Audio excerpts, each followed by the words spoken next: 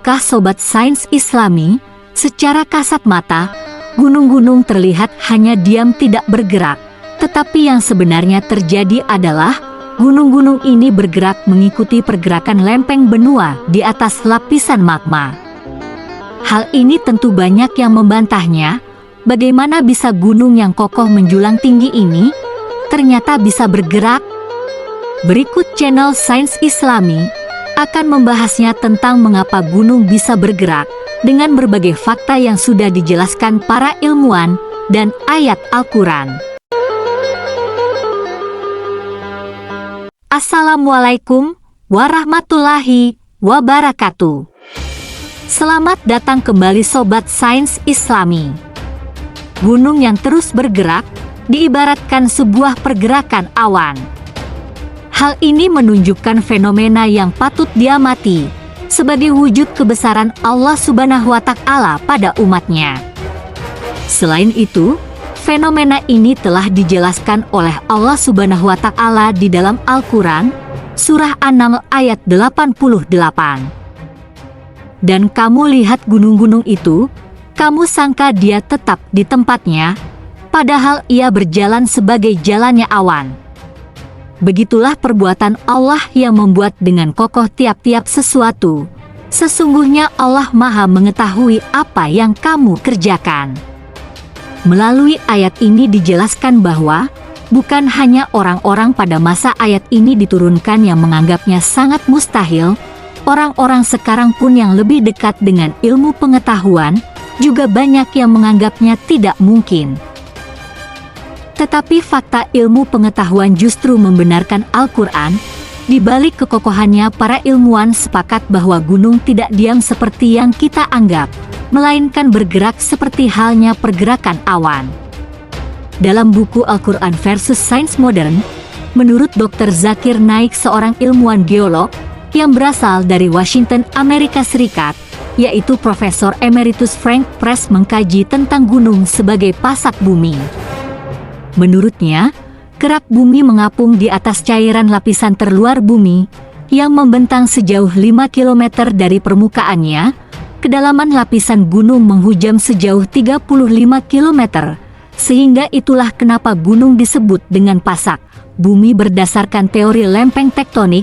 Lempengan yang ada pada bumi bergerak di atas lapisan mantel bumi membawa benua dan dasar lautan. Melalui sebuah penelitian, pergerakan benua dapat diukur, yakni memiliki kecepatan pergerakan 1 hingga 5 cm setiap tahunnya. Pergerakan lempengan ini terjadi secara terus-menerus, yang mengakibatkan perubahan pada geografi bumi secara perlahan. Gunung sebagai hasil dari fenomena lipatan juga bergerak mengikuti gerakan lempengan-lempengan kerak bumi tersebut. Pergerakan ini seperti mengapung di atas lapisan magma yang lebih rapat. Gunung-gunung ini juga bergerak mengambang bersama, mengikuti gerakan lempengan tempat gunung tersebut berada. Karena kecepatannya sekitar 1–5 cm per tahun, maka pergerakan lempengan dan gunung-gunung di atasnya tidak terasa atau tidak terlihat. Berkaitan dengan pergerakan lempengan dan gunung tersebut, ilmuwan modern menggunakan istilah pergeseran benua. Inilah yang kemudian menjadi pendekatan ilmiah untuk menjelaskan pergerakan gunung. Sejatinya, gunung-gunung tersebut bergerak, namun kita tidak melihat atau merasakan pergerakan tersebut.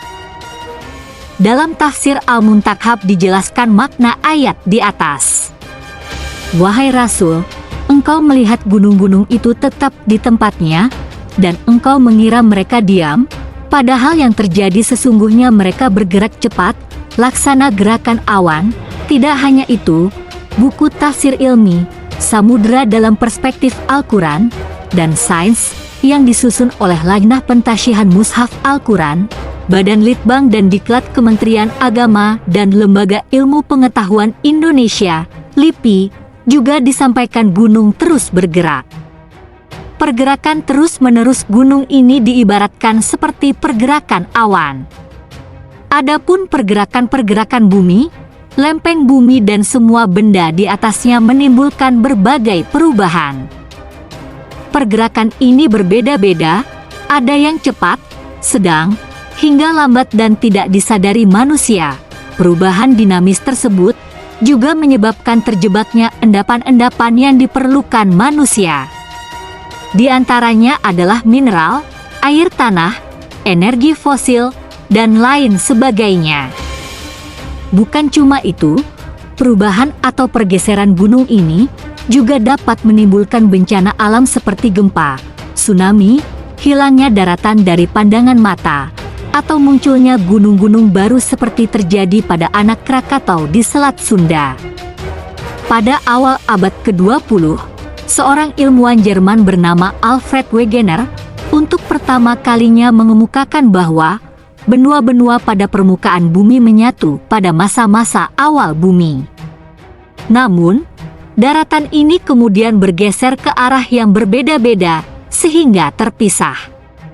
Di Indonesia, hadirnya Selat Sunda, Selat Makassar, dan Laut Banda merupakan contoh selat yang terbentuk akibat lempengan-lempengan yang terus bergerak. Selat Sunda sendiri merupakan selat yang memisahkan Pulau Jawa dan Pulau Sumatera.